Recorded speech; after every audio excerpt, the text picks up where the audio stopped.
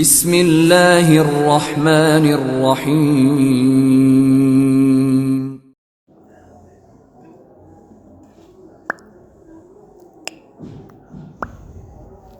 له ومن يضلله فلا هادي له ونشهد أن لا إله إلا الله وحده لا شريك له ونشهد أن سيدنا ومولانا محمدا عبده ورسوله صلى الله عليه وسلم۔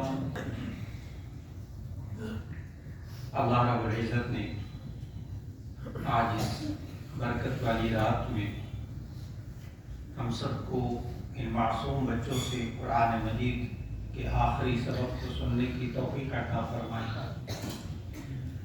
اور آپ حضرات اس وقت اس رات کے لمحات میں یہاں تشریف فرما ہیں جس رات کے بارے میں نبی کریم صلی اللہ علیہ وسلم نے ارشاد فرمایا کہ یہ ایسی برکت والی رات ہے کہ اس ایک رات کے اندر اللہ تعالیٰ بنو کلب کی بکریوں کے بالوں کی تعداد سے زیادہ گناہگاروں کو معاف فرماتا ہے۔ اور مورخین لکھتے ہیں کہ یہ جو مکہ مکرمہ کا یہ جو قافلہ قبیلہ تھا بنو کلب، اس کے پاس بیعت وقت 10,000 سے زیادہ بکریاں رہتی تھیں۔ ایک بکری کے بالوں کو انسان نہیں گن سکتا، تو 10,000 بکریوں کو کیا گنے گا؟ تو اس کا مطلب یہ ہوا کہ اللہ تعالیٰ اس رات کے اندر بے شمار گناہگاروں کو معاف فرماتا ہے۔ تو سب سے اتنی سی دعا ہے کہ اللہ تعالیٰ ہمیں بھی اس میں شامل فرمائے۔ اور پھر چونکہ یہ رات ایسی برکت والی کہ جس کو نبی کریم صلی اللہ علیہ وسلم نے ایک روایت کے اندر لیلۃ الصق بھی کہا، صاد چھوٹا کاف، صق عربی میں کہتے ہیں چیک کو، دستاویز کو۔ اس رات کے اندر انسان کے بارے میں دستاویزات بھی اللہ تعالیٰ طے فرماتا ہے۔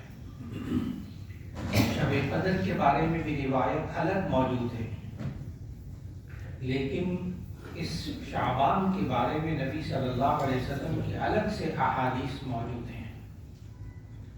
یہاں تک نبی صلی اللہ علیہ وسلم نے فرمایا کہ اذا کان لیلۃ النصف من شعبان فقوموا لیلہا وصوموا نہارہا، کہ جب نصف شعبان ہو جائے، جامع ترمذی کی یہ حدیث ہے کہ جب نصف شعبان آ جائے یعنی 15ویں رات، فقوموا لیلہا، تو اس کی رات کو کھڑے ہو کر عبادت کرو، وصوموا نہارہا، اور اس کے دن کو روزہ رکھو۔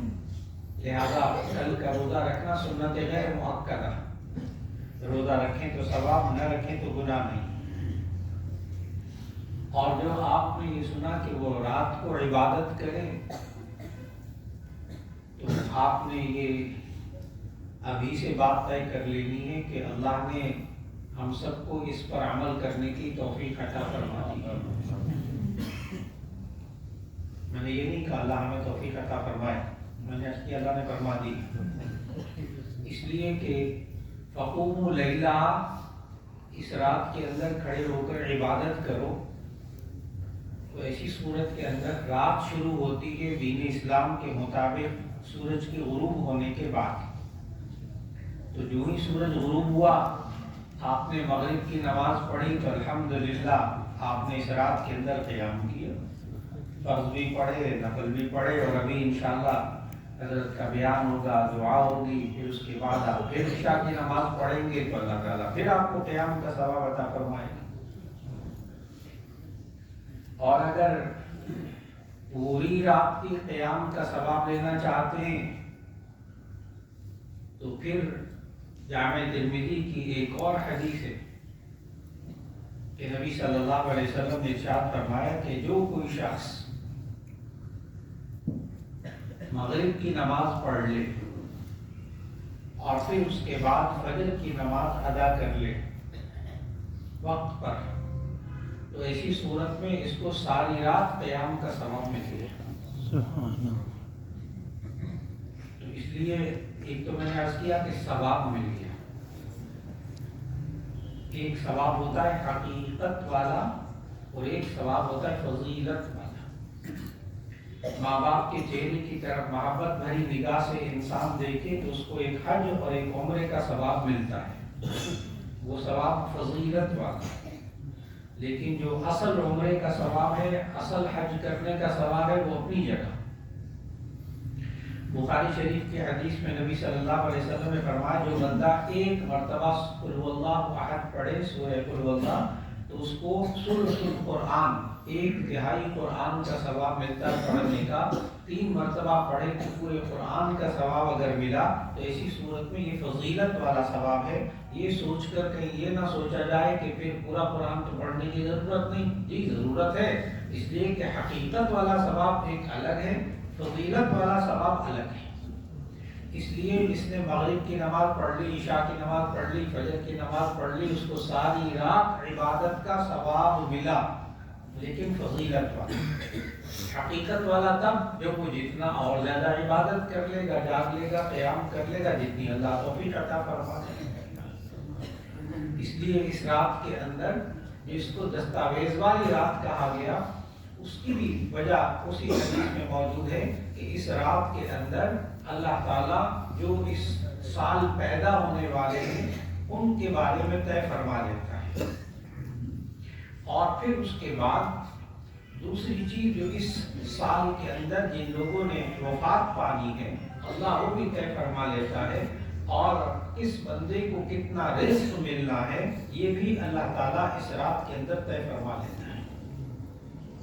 ممکن ہے آپ حضرات کا مطالعہ ہے ماشاءاللہ، ممکن ہے کسی کے ذہن میں یہ اشکال آئے کہ یہ تو حدیث میں آتا ہے کہ جب انسان کے اندر روح پھونکی جاتی ہے ماں کے پیٹ کے اندر تو اس وقت یہ چاروں چیزیں طے کر دی جاتی ہیں، پھر اس رات کے اندر کیا ہوتا ہے؟ اگر یہ اشکال ذہن میں آئے تو مولانا شمع علی صاحب تھانوی رحمۃ اللہ علیہ نے اس روایت کے تحت یہ جواب دیا کہ دراصل جو اجمالی طور پر ہے وہ تو پیدا ہوتے ساتھ طے کر دیا جاتا ہے، پھر تفصیلی طور پر اس رات کے لیے الگ طے کیا جاتا ہے۔ اس لیے اس رات میں خوب دعائیں مانگی جائیں کہ اے اللہ جتنے انسان اس دنیا میں اب نئے آنے والے ہیں، اے اللہ ان کو ایمان اور نیک عمل کی توفیق عطا فرما، اور اگر ہمارا نام یا کسی کا نام آئندہ سال آنے والے میں وفات پانے والوں میں لکھا ہے تو اے اللہ ایمان والی وفات نصیب فرما، اور اس سے پہلے ہمیں توبہ کرنے کی توفیق عطا فرما کہ ہم جب اس دنیا سے جائیں تو ہمارے نامہ اعمال میں ایک بھی گناہ نہ ہو۔ اور پھر اس رات میں خاص طور پر یہ بھی دعا کہ اے اللہ جو تو نے ہمارے لیے اس رات کے اندر اور اس سے پہلے جتنا رزق دیا ہے یا لکھ دیا ہے، اور اے اللہ اس میں برکت عطا فرما اور حلال رزق کمانے کی توفیق عطا فرما۔ تو یہ رات دعاؤں کی قبولیت والی رات بھی ہے، اس لیے آج کل ہمیں ایک اور دعا بہت مانگنی چاہیے جو خود اللہ تعالیٰ نے سکھائی ہے۔ یہ شروع میں تلاوت کی سورہ فرقان کے آخری رکوع میں سے، آج ہر ایک کو وہ دعا مانگنی چاہیے، ہر ایک کے دل کی آواز ہے وہ والی دعا، اور رحمان کے بندوں کی خصوصیت اللہ نے سکھائی کہ وہ یہ دعا مانگتے ہیں۔ اور دیکھیے گا دعا کے الفاظ اور پھر ان کا ترجمہ جب ذہن میں آئے تو دل سے آمین نکلتی ہے۔ ربنا ہب لنا من ازواجنا وذریاتنا قرۃ اعین، اے اللہ ہمیں اپنے گھر والوں سے اپنی اولاد سے آنکھوں کی ٹھنڈک عطا فرما۔ آج انسان کے پاس پیسہ موجود ہو، ہر چیز موجود ہے، گاڑی موجود ہے، گھر موجود ہے، سب کچھ دنیا کی نعمتیں ہیں، لیکن گھر والوں سے اولاد سے آنکھوں کی ٹھنڈک نہ مل رہی ہو تو انسان کہتا ہے یہ سب چیزیں بیکار ہیں۔ اس لیے آج بہت بڑی نعمت کہ یہ دعا مانگی جائے، اور اس یقین کے ساتھ مانگی جائے کہ یہ دعا بھی خود اللہ تعالیٰ نے سکھائی ہے۔ اس دعا کی اور قرآن مجید میں جتنی دعائیں ہیں ان کے بارے میں ایک دعا ذہن میں، ایک بات بڑی اہم اس دعا کے بارے میں ذہن میں رکھنی ہے۔ ہم میں سے اگر کوئی کسی کام کے لیے کسی بڑے محکمے کے افسر کے پاس جائے اور اسی نے وہ کام کرنا ہو تو وہ یہ کہتا ہے وہ افسر کہ کہ آپ ایک درخواست لکھ کر لے کر آئیں، اپلیکیشن لکھیں، میں اس پہ سائن کر دوں گا، منظور کر دوں گا. یوں کہتا ہے افسر، آپ یہ اپلیکیشن لکھ کر لے کر آئیں، میں آپ کی اپلیکیشن منظور کر دوں گا، کوئی فکر کی بات نہیں کریں. پھر وہ اس بندے کو بلاتا ہے، وہ افسر کہتا ہے بیٹھو، میں تمہیں درخواست بھی بتاتا ہوں کیسے لکھنی. اب وہ جب خود ہی اس کے الفاظ بتائے گا اور منظور بھی اسی نے خود کرنی ہے، تو وہ جو خود لکھوائے گا درخواست، وہ الفاظ خود درخواست کے لکھوائے گا، قبول بھی اسی نے کرنی ہے. وہ درمیان میں کبھی کہے گا پھر بعد میں یہ آپ نے کیا لکھ دیا، ایسے لکھنا تھا، یوں لکھنا تھا، یوں کہنا تھا، کبھی کرے گا آپ نے خود لکھوائی ہے. اور اس نے اسی لیے لکھوائی تھی تاکہ یہ دائیں بائیں کی کوئی بات بیچ میں نہ لکھے اور یہ صحیح درخواست لکھے. تو جب اللہ تعالیٰ نے یہ دعا جو میں بتائی ابھی، یہ اللہ تعالیٰ نے خود انسان کو سکھائی ہے. ربنا هب لنا من ازواجنا وذرياتنا قرة اعين. جب اللہ نے خود یہ دعا سکھائی ہے، قبول بھی کرنے والا وہی ہے، تو اس کی قبولیت میں شک کیا ہے؟ یہ انسان کہ اللہ مجھے اپنے گھر والوں سے، اپنی اولاد سے آنکھوں کی ٹھنڈک عطا فرما. اور دعا کا اگلا حصہ ہے وجعلنا للمتقین اماما، اے اللہ ہمیں پرہیزگاروں کا بھی رہنما بنا. اتنا متقی بنا، اتنا پرہیزگار بنا کہ یہ رہنما بن جائے متقین کا، پرہیزگار. ایک شاگرد نے مجھ سے پوچھا، کہنے لگے کہ استاد جی یہ جو دعا کا پہلا حصہ ہے نا وہ تو آسانی سے سمجھ میں آ گیا ہے، لیکن یہ جو دوسرا حصہ ہے یہ سمجھ میں نہیں آ رہا. پہلا حصہ اے اللہ ہمیں اپنے گھر والوں سے، اولاد سے آنکھوں کی ٹھنڈک عطا فرما، یہ تو سمجھ میں آ گیا. لیکن اے اللہ ہمیں متقین کا امام بنا دے، یہ نہیں سمجھ میں آ رہا. میں نے کہا اس کو سمجھنے کے لیے کہ آپ اپنے بیٹے کو حافظ بنا دیں، آپ اپنے بیٹے کو حافظ بنا دیں. یہ حافظ بنے نا سارے بچے. اب جب ان کی عمر ہو جائے گی، یہ تراویح میں قرآن مجید سنائیں گے نا، یہ بچے اکثر بچے ماشاء اللہ مجھے معلوم ہے کہ یہاں مسجد فاضل میں اتنی محنت ہوتی ہے، اتنی محنت ہوتی ہے ماشاء اللہ ان بچوں پر، کہ یہ جو بچے حافظ ہیں یہ پہلے سال بالغ ہونے کے بعد پہلے سال یہ مصلی سنا سکتے ہیں. اتنی محنت ہو رہی ہے الحمدللہ. تو جب یہ تراویح میں آگے کھڑے ہو کر رمضان میں تراویح پڑھائیں گے، پیچھے کتنے بزرگ، کتنے متقین ان کے مقتدی ہوں گے، اور یہ ان متقین کے امام ہوں گے. دعا قبول ہو گئی. وجعلنا للمتقین اماما، کہ اللہ ہمیں متقین کا بھی امام بنا دے. تو یہ بچے آپ کے جو مبارک ہیں ماشاءاللہ والدین، کہ ان کے بچے متقین کے امام بن جائیں گے جب تراویح پڑھائیں گے انشاءاللہ. اور جب آپ دعا مانگتے ہیں کہ ربنا هب لنا من ازواجنا وذرياتنا قرة اعین، اے اللہ ہمیں اپنے گھر والوں سے، اپنی اولاد سے آنکھوں کی ٹھنڈک عطا فرما. دعا مانگ لی، بالکل ٹھیک، سمجھ میں بھی آ گیا. لیکن اس میں دو باتیں بڑی سمجھنے والی ہیں. ایک بات تو یہ کہ یہ ٹھنڈک ہوتی کیا ہے؟ یہ ٹھنڈک کیا ہوتی ہے؟ کہتے ہیں نا ہمیں اپنے بچوں سے بڑی ٹھنڈک مل رہی ہے، بڑی ٹھنڈی ہوائیں آ رہی ہیں. مولانا بھی نا جب کسی سے بہت خوش ہوتے ہیں نا شیخ، جب بہت خوش ہوتے ہیں کہتے ہیں آپ کی طرف سے آ کر مجھے بڑی ٹھنڈی ہوائیں آ رہی ہیں. یہ ٹھنڈی ہوائیں کیا ہوتی ہے؟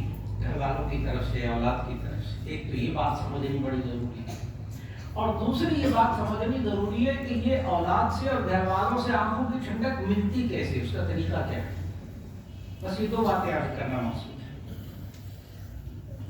نمبر ایک، یہ اولاد سے، گھر والوں سے آنکھوں کی جو ٹھنڈک مل جائے، یہ کیا ہوتی کیا ہے ٹھنڈک؟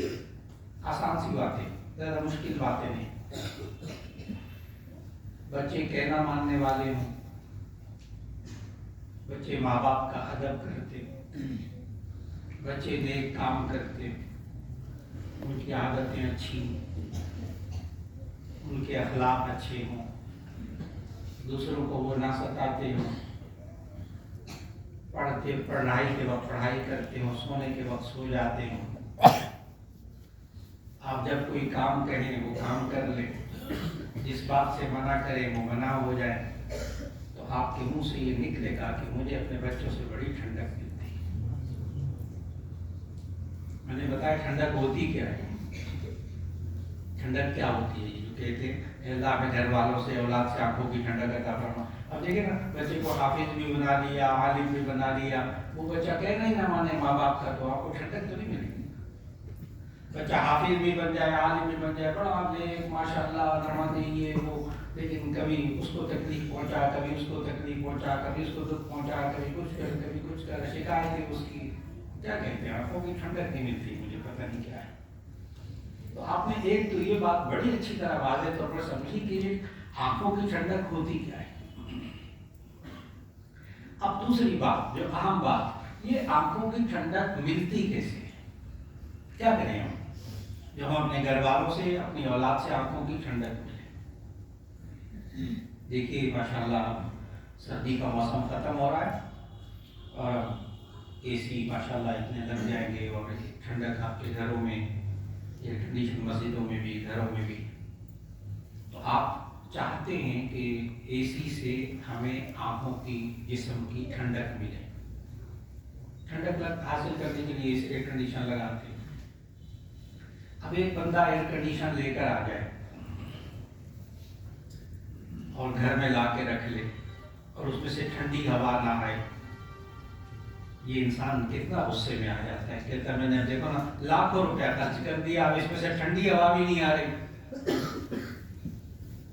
تو آپ فوراً اس کے مستری کو فون کریں گے, اس ڈیلر کو فون کریں گے, کہیں گے عجیب بات ہے, اتنے لاکھوں روپے کا ایئر کنڈیشن لے کر آئے, اس میں سے ٹھنڈی ہوا نہیں آ رہی. کہتا ہے اچھا ٹھیک ہے, میں کوئی ٹیکنیشین بھیجتا ہوں, دیکھتا ہوں کیا ہو گیا. وہ آیا نا ٹیکنیشین مستری, اس نے آ کے سر پکڑ لیا. اس نے جب دیکھا نا اے سی, اس نے کہا اللہ کے بندے, اس اے سی کا تعلق اس طاقت یعنی بجلی کے ساتھ سوئچ لگائیں, جوڑیں, اس کا کنیکشن لگائیں, پھر اس یہ مشین چلے گی, اس میں سے ٹھنڈی ہوا آئے گی.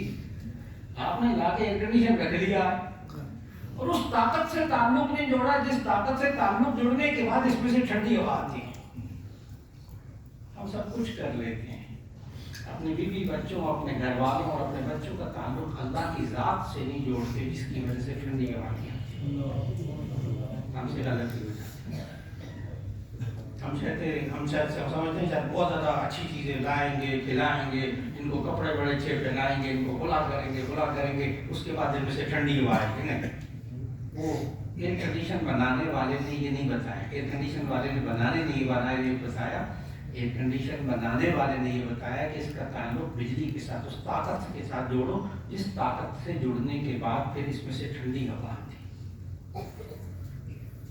اچھا پھر ہم بڑے ماشاءاللہ سمجھدار ہیں, جو ونڈو اے سی ہوتا ہے نا, ہم اس کو کھڑکی میں لگاتے ہیں, اس کو چھت میں نہیں لگاتے. اور جو چھت والا ہوتا ہے اس کو ہم چھت میں لگاتے ہیں, سگریٹ والے کو اوپر لگاتے ہیں, اس کو ونڈو میں نہیں لگاتے. ہم بڑے سمجھدار ہیں. اچھا کیوں, یہ ہمیں کس نے سمجھایا؟ اس ایئر کنڈیشن بنانے والے نے سمجھایا کہ دیکھو یہ ونڈو اے سی ہے تو اس کو ونڈو میں لگاؤ, جو اوپر ہے اس کو اوپر لگاؤ. اور پھر ہمیں اتنے سمجھدار ہیں ماشاءاللہ کہ ہم جب اے سی ایئر کنڈیشن سے ٹھنڈک حاصل کرنا چاہتے ہیں نا, ہم بڑے ہوشیار سمجھدار ہیں الحمدللہ. ہمارا ایک بچہ بھی اگر دروازہ کھول دے نا, ایئر کنڈیشن لگاؤ, اور اتنے موٹے موٹے بجلی کے بل آ رہے ہیں, اور لگانا بھی ایئر کنڈیشن, تو بچہ اگر دروازہ کھول دے تو ہم بڑے غصے میں آ جاتے ہیں, بند کرو دروازہ, نظر نہیں آ رہا اے سی چل رہا. کیوں؟ ہم اس ایئر کنڈیشن سے پوری ٹھنڈک حاصل کرنا چاہتے ہیں, اور ہم چاہتے ہیں کہ یہ جو باہر گرمی ہے نا, تپش ہے, یہ دروازہ کھلا ہوا ہے تو اس میں سے تپش اندر آ جائے گی, تو اے سی کی ٹھنڈی ہوا نہیں آئے گی نا, کم ہو جائے گی. ہم بہت سمجھدار ہیں الحمدللہ. اگر اے سی چل رہا ہو تو ہم دروازے, کھڑکیاں, روشن دان سب بند کر دیتے, کہیں سے باہر کی تپش نہ آئے. لیکن ہم سے غلطی ہو جاتی, ہم نماز بھی پڑھتے اس گھر کے اندر, نماز بھی پڑھتے, ماں بھی باپ بھی, بچوں کو حافظ بھی بنا لیتے ہیں, لیکن کچھ کھڑکیاں, کچھ دروازے ایسے ہیں کہ جن سے جہنم کی تپش آ رہی ہوتی ہے, ہم بند نہیں کرتے. ناراض نہیں ہونا کسی کو. ہم بچے کو حافظ بھی بناتے ہیں, قرآن بھی پڑھتے ہیں, پتہ نہیں کیوں ٹھنڈک نہیں آتی ان بچوں سے, ان گھر والوں سے, اس لیے کہ وہ جو جہنم کی تپش جن کھڑکیوں سے, سمجھ گئے سارے, جن کھڑکیوں سے جہنم کی تپش آ رہی ہے, ان کھڑکیوں کو, ان دروازوں کو بند نہیں کر پاتے, ان کو بھی بند کرنا پڑے گا.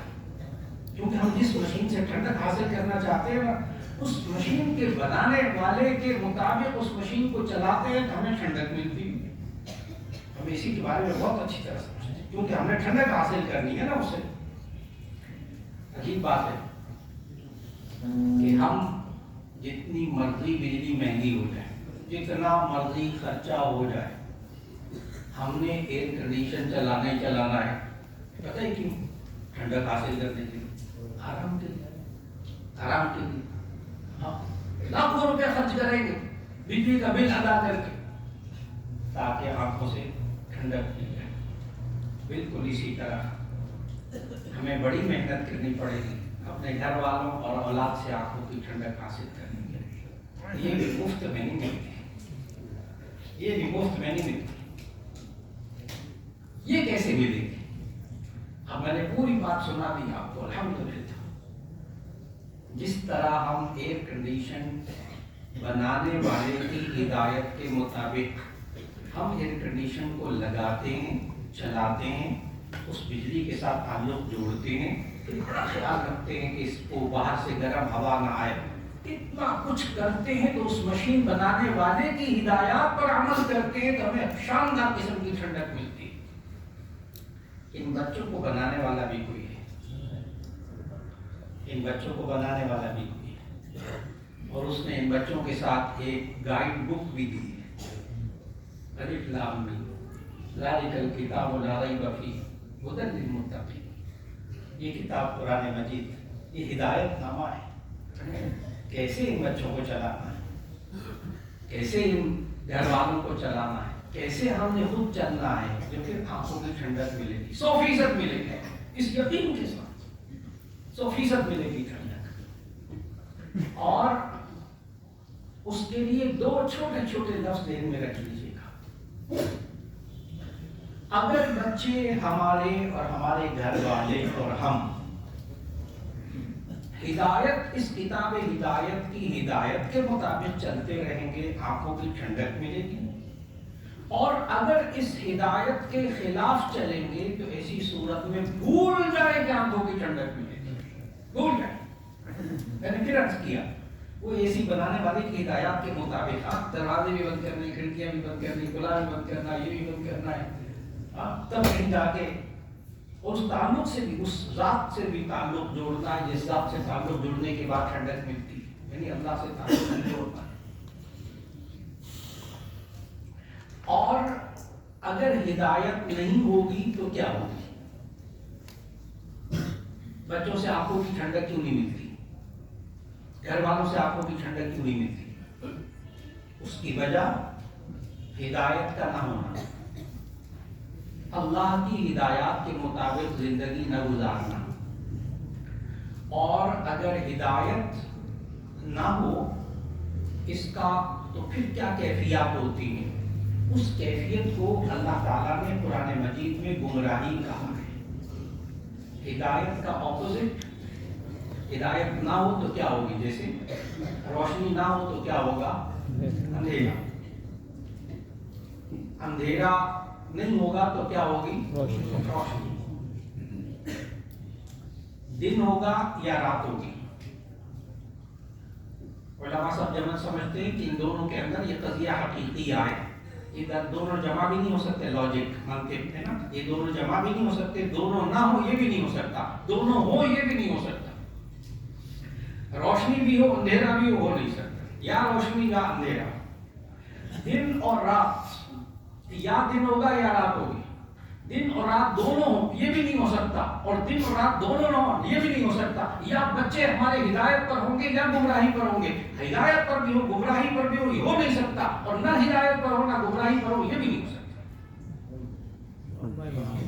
ایک ہوگا، ان میں سے ایک ہوگا، یا ہدایت پر یا گمراہی پر۔ اسی طرح عالم جاہل، یا یہ عالم ہے یا جاہل ہے۔ اگر عالم ہے تو جاہل نہیں، جاہل ہے تو عالم نہیں، نہ عالم ہو نہ جاہل ہو یہ ہو نہیں سکتا۔ اور ایک بندہ بیٹھ ہو تو غلط بات ہے کہ علماء بیٹھے ماشاءاللہ ان کے ذہن میں تمام جزیات موجود ہے، ہو سکتا ہے کہ من وجہ عالم ہو من وجہ جاہل ہو، ایک بات پتہ ہو ایک بات نہ پتہ ہو، وہ الگ کہانی ہے۔ لیکن ایک ہی بات کے بارے میں وہ عالم بھی ہو جاہل بھی ہو، یہ نہیں ہو سکتا۔ بالکل اسی طرح ایک بچہ ہدایت پر ہو گمراہی پر ہو، یہ ہو نہیں سکتا۔ ہدایت اور گمراہی ایک بندے کے اندر جمع نہیں ہو سکتی۔ اب جو اصل بات ہے نا وہ یہ ہے کہ اگر ہمیں ٹھنڈک نہ مل رہی ہو تو اس کی وجہ بنیادی طور پر ہے گمراہی۔ اصل وجہ گمراہی۔ بچہ کہنا نہ مان رہا ہو ماں باپ کا، یہ گمراہی ہے، یہ بھٹکا ہوا ہے بچہ۔ بچہ نماز نہ پڑھ رہا ہو، یہ گمراہی ہے، وہ راستے سے بھٹکا ہوا ہے۔ بچہ گناہ کے کام کر رہا ہے، یہ گمراہی ہے، راستے سے بھٹکا ہوا ہے۔ یہ بچہ دوسروں کو دکھ پہنچاتا ہے، یہ بھٹکا ہوا ہے، اسے راستے پر لانا ہوگا۔ یعنی گمراہی کے راستے پر تو بہت آسان کر کے تاکہ بچے بھی باتوں کو سمجھیں۔ اب سوال یہ ہے کہ اگر وہ گمراہی والی بات آ جائے اور ہدایت نہ ہو تو ہم کیا کریں؟ بس مختصر سی بات بتا کر یہاں جب ضرورت پیش آ جائے تو سورہ آل عمران 4 پارہ، سورہ آل عمران اس کی آیت نمبر 164 کی تلاوت کیجیے اور ترجمہ پڑھیے تو آپ کو معلوم ہوگا کہ نبی صلی اللہ علیہ وسلم، حضرت محمد مصطفیٰ صلی اللہ علیہ وسلم جب تشریف لائے اس وقت اس معاشرے کے اندر مکمل گمراہی تھی۔ اس پورے معاشرے کو نبی صلی اللہ علیہ وسلم نے ہدایت پر لائے اور اتنا ہدایت پر لائے اس پورے معاشرے کے ایک ایک بندے کو کہ ہم ہر اس بندے کے بارے میں آج کہتے ہیں رضی اللہ عنہ۔ صحابہ کرام رضوان اللہ کیسے تیار کی؟ نبی صلی اللہ علیہ وسلم کے آنے سے پہلے کھلی گمراہی میں تھے سارے، اور کامل ہدایت پر لے کر آئے۔ کیسے؟ 4 کام کرنے ہیں اور مجمع میں بیٹھا ہوا کوئی ایک شخص نہیں کہہ سکتا کھڑے ہو کر کے جی مولانا یہ 4 کام آپ نے بڑے مشکل بتائے، ان میں سے میں یہ والا کام نہیں کر سکتا۔ سوال ہی پیدا نہیں ہوتا، ایک بندہ نہیں کہہ سکتا۔ سورہ آل عمران آیت 164 اللہ تعالیٰ نے بتایا کہ نبی صلی اللہ علیہ وسلم نے اس پورے معاشرے کو گمراہی سے کیسے بچایا، ہدایت پر کیسے لائے، اور پھر اس معاشرے میں آنکھوں کی ٹھنڈک کیسے ملی۔ نبی صلی اللہ علیہ وسلم 4 کام کیے۔ آیت تلاوت کرنے لگا، اعوذ باللہ من الشیطان الرجیم، بسم اللہ الرحمن الرحیم، لقد من اللہ علی المؤمنین اذ بعث فیہم رسولا من انفسہم یتلو علیہم آیاتہ ویزکیہم ویعلمہم الکتاب والحکمہ وان کانوا من قبل لفی ضلال مبین۔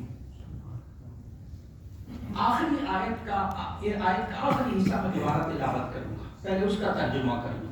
وَإِن كَانُوا مِن قَبْلُ لَفِي ضَلَالٍ مُبِينٍ۔ شان یہ ہے کہ اس سے پہلے وہ سب کھلی گمراہی میں تھے۔ پہلے ترجمہ اس کا کروں۔ شان یہ ہے کہ اس سے پہلے وہ سب لوگ کھلی گمراہی میں تھے۔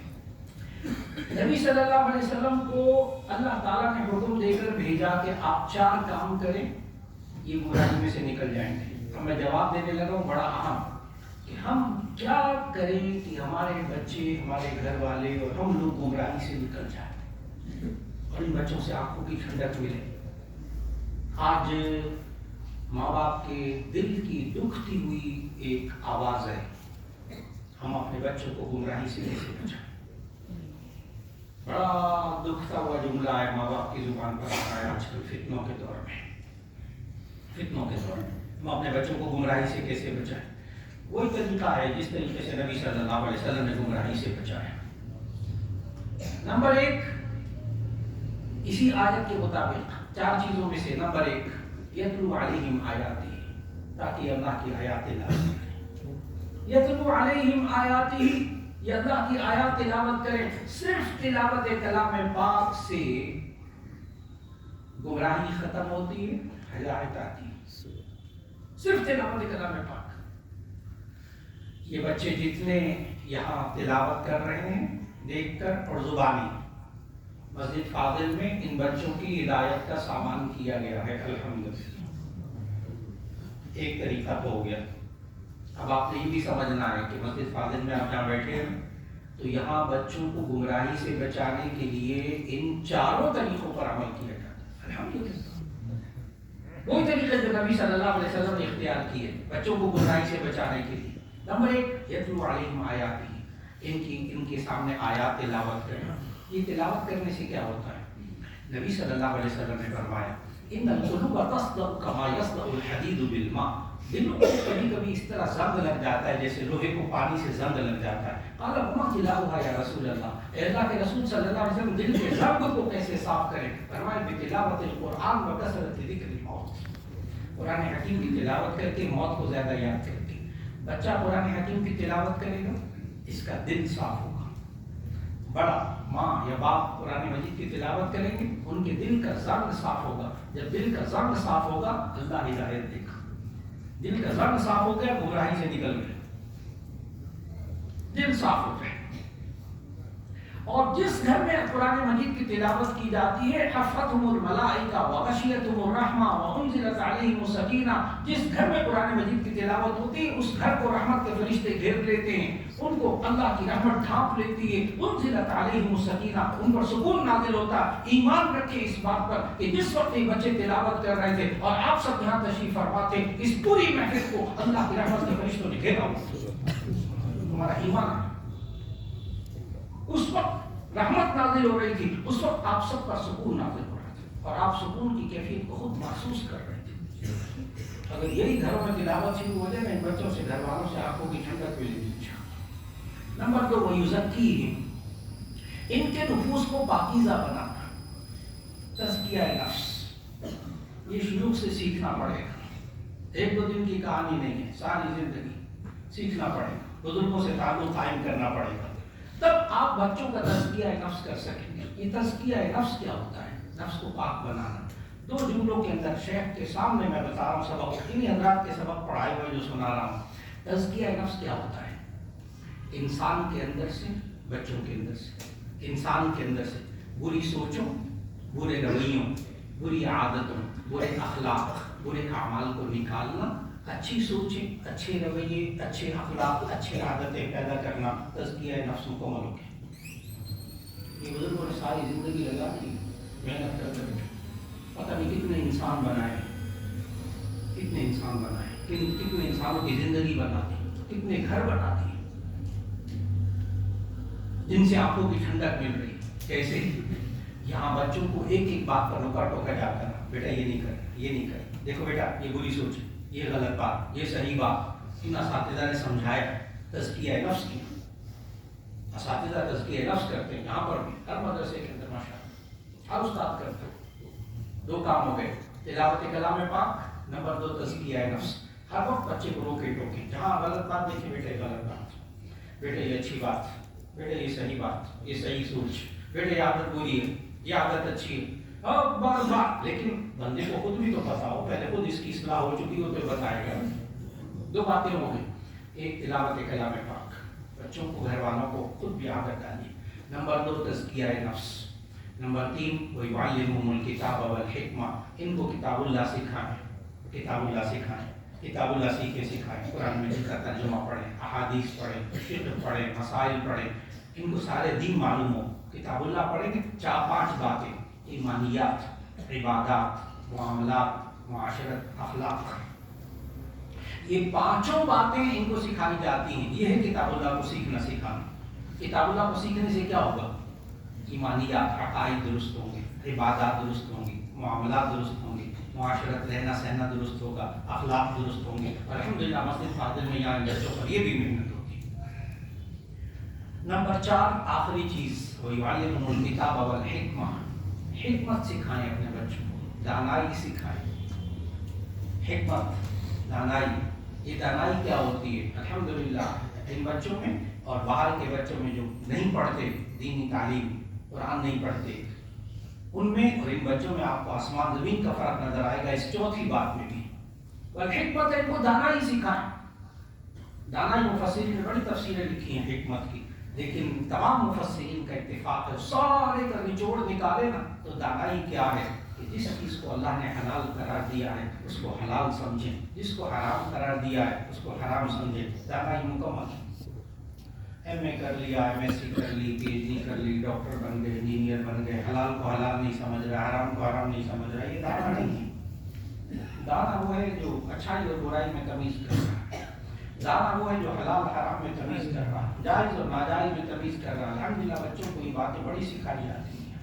تو اب خلاصہ یہ ہوا کہ مسجد فاضل کے اندر وہ چاروں چیزوں پر عمل ہوتا ہے، جن چار بچوں پر بھی بچیوں پر بھی، جن کے ذریعے ماں باپ کو اولاد سے آنکھوں کی ٹھنڈک ملے. اب آخر میں پھر ایک دعا ہے، ربنا هب لنا من ازواجنا وذرياتنا قرة اعین. اے اللہ ہمیں اپنے گھر والوں سے اپنی اولاد سے آنکھوں کی ٹھنڈک عطا.